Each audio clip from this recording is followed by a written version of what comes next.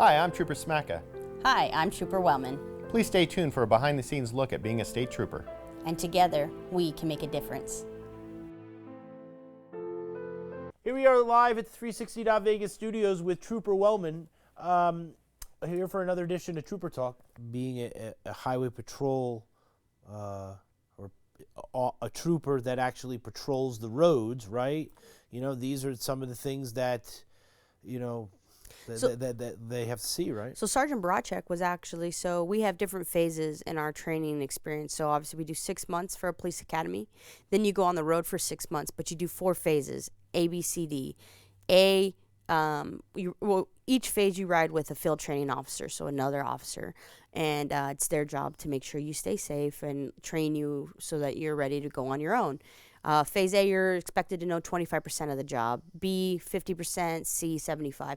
And by D phase, we wear plain clothes as the field training officer, and you're pretty much in control. We're there just to oversee, make sure everything's good. But by D phase, you're pretty much supposed to be on your own, so we're just kind of there. And Sergeant Boracek was actually training somebody in D phase that day. So he was in plain clothes. They went out to this fatal, and that was another thing I thought about, was this new trooper hasn't even been on the road for 6 months and just witnessed the worst thing you can ever witness, in my opinion, as a trooper. You know, a death of a child is just completely different from the death of an adult. And it's not that life isn't the same, but it's just different. You're not supposed to see stuff like that, right? Because children are innocent. And so it's important for us as partners to reach out to that trainee and to Sergeant Boracek and everyone that was on that scene, because it's not okay what they saw.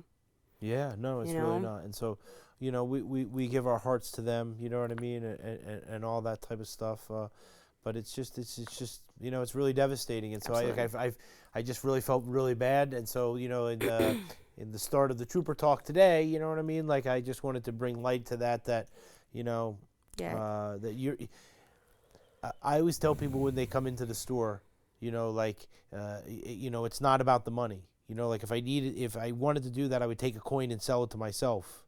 And it's the same type of idea being the trooper, right? Like, you know, it's not about the money, right? Like, you know, and so it is about from the heart and giving back and doing everything that you can for yourself, for the community. And so people really need to understand that. Yeah, the badge gets heavy after a while, for sure. Yeah, so. All right, let's get some pictures going.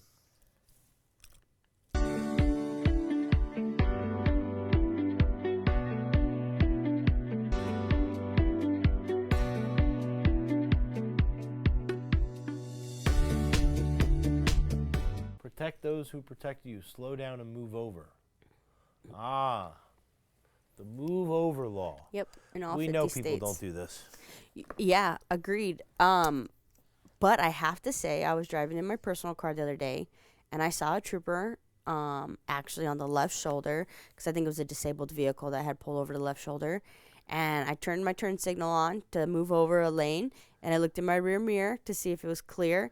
And when I looked, the car behind me turned their turn signal on, and I was like, oh, they're moving over. And then I moved over, and they moved over behind me. And there was no road rage. They weren't riding me. They weren't trying to speed by. They legit just moved over because they saw the emergency vehicle.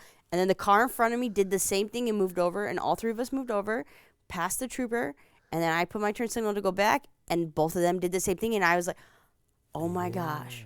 Like, it's working. People actually, like, are doing it, obviously myself included. But I don't know if they did it, if the car behind me did it because they saw me do it, or if they already knew, and then the car in front of us saw us do it, so they were like, maybe I should move over. I don't know. All I know, it was a beautiful thing. It was like we were one motion, and it was great. And that trooper was safe, and it was just great. Everybody was safe. And that's what's important. You know what I mean? Like, you deal with enough stress and enough things. And so, you know, the thing is that we can't do it without you. And we appreciate the fact that you take the time all the time and come here and spend time with us. It is very, very important, and we feel really passionate about what we're doing, and we know we're doing the right thing and we're saving lives. Yeah.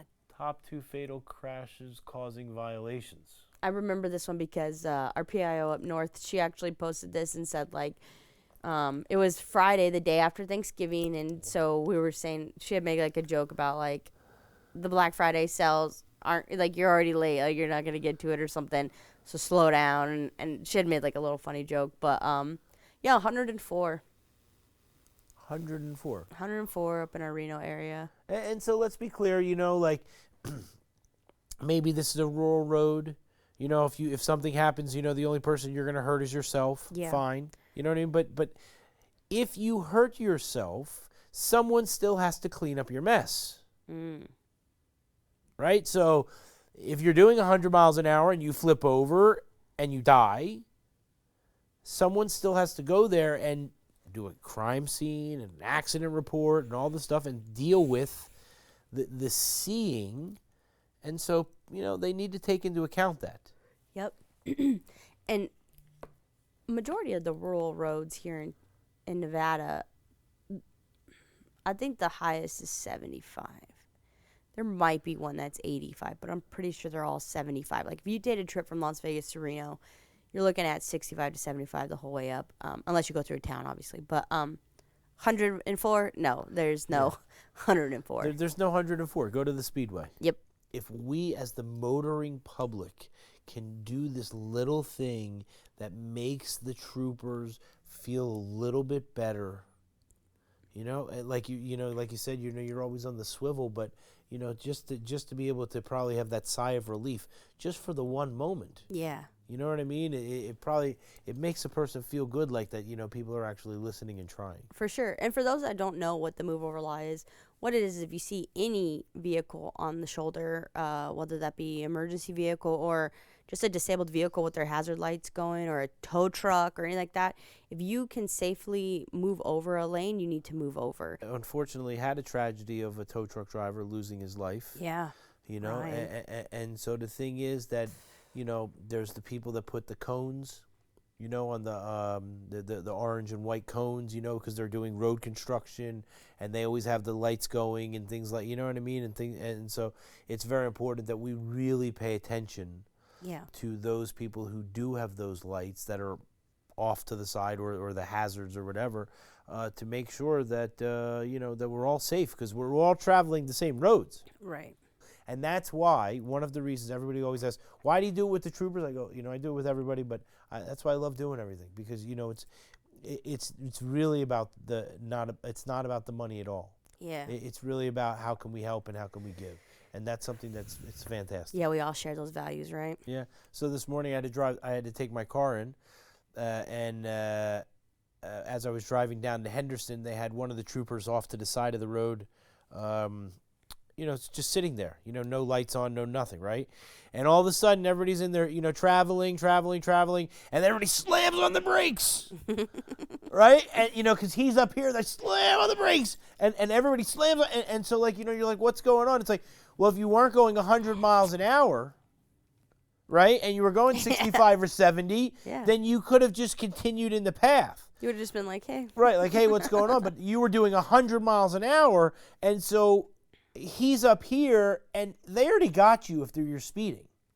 You know what I mean? And he didn't move. You know what I'm saying? Yeah. Maybe he was just, you know, like, you know, just showing the presence of, you know, to get people to slow down or whatever. But it was just like, you know, if you're not going that fast, then you have nothing to worry about. Just drive like in a, you know. And you witnessed the ripple effect. So that one car that was speeding slammed on their brakes, causing the next person behind them to abruptly slam on their brakes, to slam on their brakes all the way back. Now everybody's slamming on their brakes, and it's like, what's happening? Yes. Maximum enforcement campaign. Yeah, so this was, I believe, Thanksgiving. So we always partner up with California Highway Patrol, and we do an initiative where we work from like Thursday till Sunday, or actually Wednesday through Sunday, that whole entire weekend. We'll work side by side. Obviously, California Highway Patrol works on their end, and we work on ours. But it's the IR-15, and it's really about a zero tolerance zone. And slowing cars down. And you always see in the past, like, we'll enforce the people driving on the shoulders. If there's traffic delays, we're out there enforcing that, as well as slowing cars down and educating on all traffic safety ultimately. But it's really awesome for both departments to come together with the same initiative.